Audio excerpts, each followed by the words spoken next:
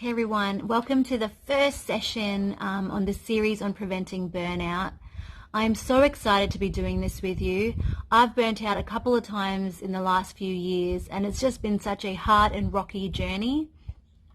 There are things though that God has really been teaching me in this time, things that have been really helpful for me and continue to be helpful for me.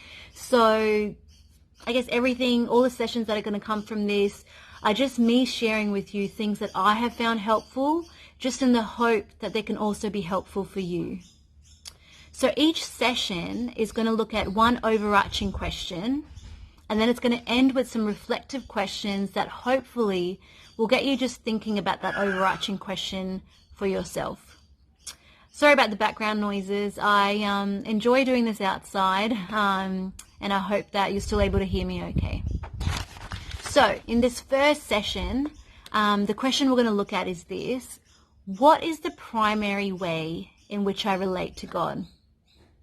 So for me, somewhere between finding faith and jumping into tons of ministry, I fell into the bad habit of relating to God simply by doing things for him. So before burning out, I'd always enjoyed serving and leading and jumping into ministries and being part of teams.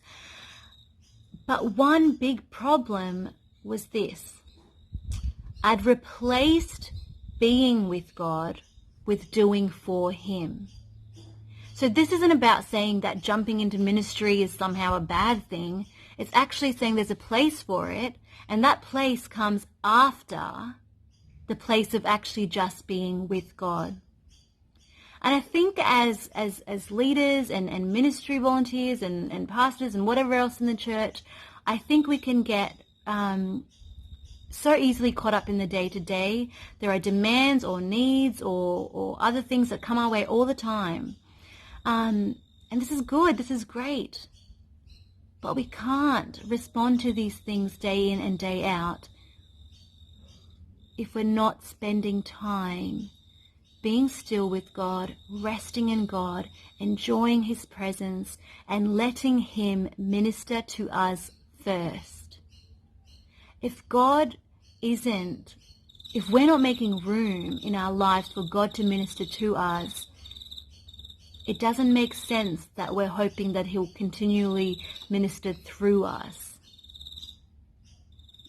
We need him in order to do ministry well. We need him in order to do our lives well. And if ministry has become something that's replaced relationship with God, then we need to stop and reset that. So I'm going to just show you a few reflective questions. And I just really encourage you to think about these, brainstorm things that come in your minds as you think about this, and try and ask yourself, what does it look like for me to make being with God the primary way in which I relate to him?